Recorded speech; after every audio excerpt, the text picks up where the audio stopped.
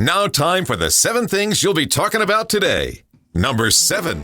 What if I were to tell you that there was a preseason top 10 out already?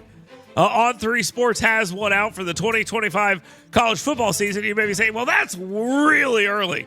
And I would tend to agree. But the Florida Gators are ranked 9th, so we're going to talk about it. That wasn't the most surprising thing. Their quarterback, their backup, now starting quarterback, is good. And they looked pretty good towards the end of the year. But let's forget about that for a second. Auburn is ranked 10th in this poll. Guess who's out of it? Alabama. Has the dynasty crumbled that far? I don't think that's true. Auburn's a 5-7 team. And you're telling me that they're going to be a better team than Alabama? All the other teams in this, with the exception of South Carolina, are teams that made the playoffs this year. But you have a couple of interesting things happening here. I'm intrigued by stuff like this. Very intrigued by it. So there we are. Number 6. Governor Gavin Newsom received criticism for promoting wildfire relief donations via his super PAC, linking donors to a website known as Act Blue.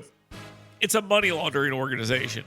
That means people can donate as much as they want and not have to be noted. That's basically how it works. It's a Democrat fundraising site that retains donor information and takes a processing fee.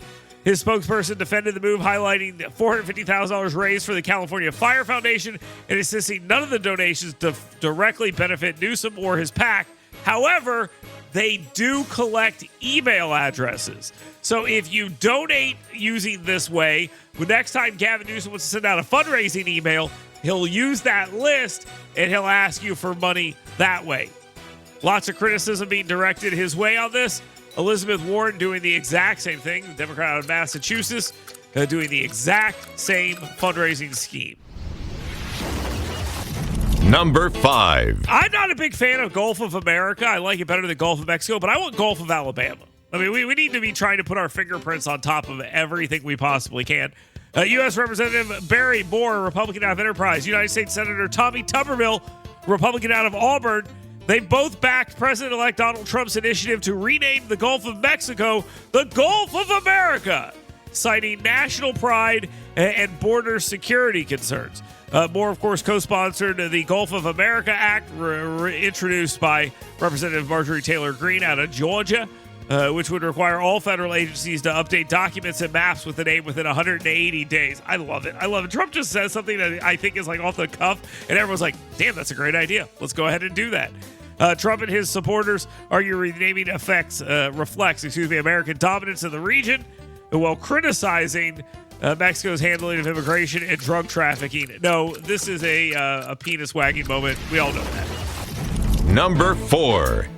Governor Kay Ivey returned from a meeting with President-elect Donald Trump and fellow Republican governors at Mar-a-Lago, praising Trump's readiness to address issues like immigration, education, and economic policy. Ivey highlighted Trump's commitment to reversing the Biden administration's from his first day in office, describing him as smart and fact-driven.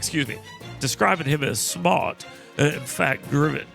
She expressed optimism for the nation's future, calling it an honor to collaborate with Trump in the upcoming years to serve both Alabamians and Americans. Look, the immigration talk is what I find the most interesting out of all of this.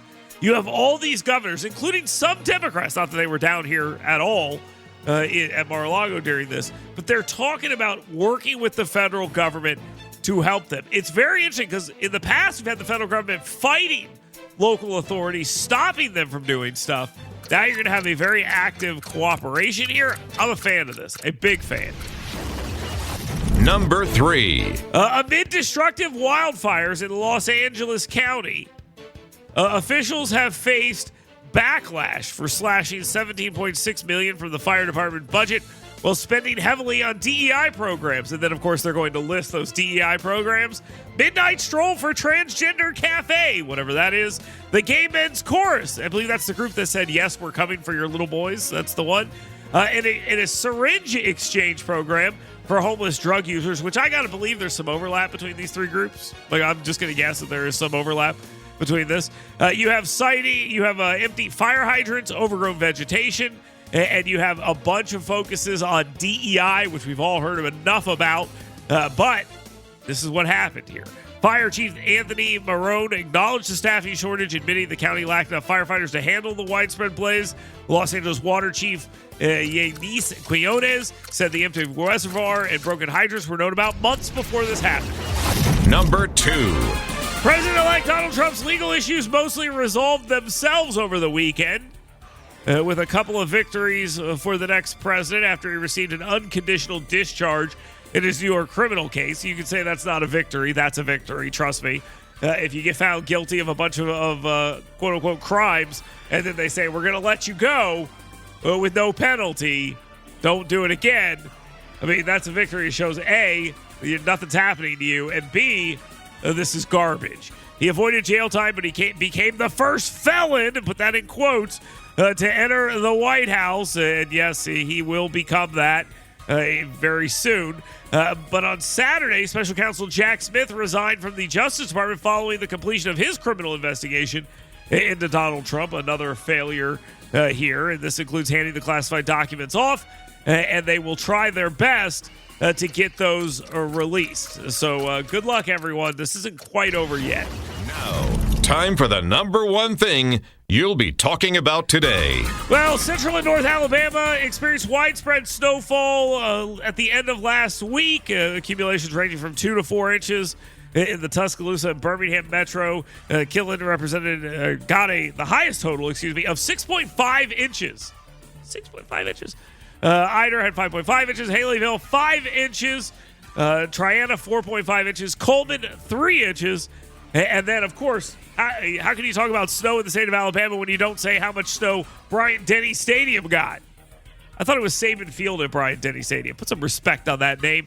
1 inch of snow there. You know, if Saban was there, it would have been like 5 inches of snow. But since, DeBoer, he's on the hot seat, so he melted all that snow. See what I did there? Several Alabama school districts, including Colbert, DeKalb, and Lauderdale counties, they'll do a 2-hour delay. Scottsboro City, Clay, and Jackson County, they've decided to take the day off. So there are some schools doing that here in the state. But overall, we weathered the weather pretty well, and whether or not it comes back at the end of the month, we'll probably weather that weather as well. I think we've done a very good job here. I think people were very prepared. I think people did the right things. Yes, there have been some calls of accidents and stuff here and there, but overall, I think we can look at this and say, that was a pretty good weather event for the state of Alabama, and I think we did a pretty good job. And I think we should all applaud ourselves and be happy. Some people may not have had any issues at all. Some had to stay at work overnight and be heroes like me. Some had to do absolutely nothing. But it doesn't matter. We got through it, and we look at this. Now we're on the other side, and we should all be very happy about that. So now we just prepare for the next thing. The problem you have here is when you have like all this talk about severe weather this, severe weather that, and nothing happens, people start to get a little bit complacent with this kind of stuff. And they say, well, they said there was going to be severe weather here and severe weather there. We didn't really have these issues, so now we don't really have to worry about this. That's the wrong way of handling it, but some people will do that. Just know we got lucky, and let's get moving forward and get ready for the next one. There we go. Hey, if you'd like to wait here, you are more than welcome to do so. It is very simple to do so. 866-494-WVNN. What did you experience weather-wise? Did you get through it? Were there any problems? If you saw those, we'll be more than happy to hear from you on that or more. You can talk or text right there on the scoutpestcontrol.com WVNN Hot Take text line. You can also email us. You've got mail. Dale at WVNN.com. You can get that in there. That's the downtownrescuemission.org email inbox. Get those in. Get those questions in for 10 with him. And at the end of the program, we'll deal with all of that coming up here, though we will continue discussing what's going on. And I want to get some thoughts. I want to get some thoughts on this football stuff because the idea that Alabama's out and Auburn's a top 10 team just sounds so crazy to me. But seen crazier things. We'll talk about that next right here on WVNN. Get WVNN's Dale Jackson's 7 Things You Should Be Talking About Today right in your email box every morning. Go to yellowhammernews.com and sign up today.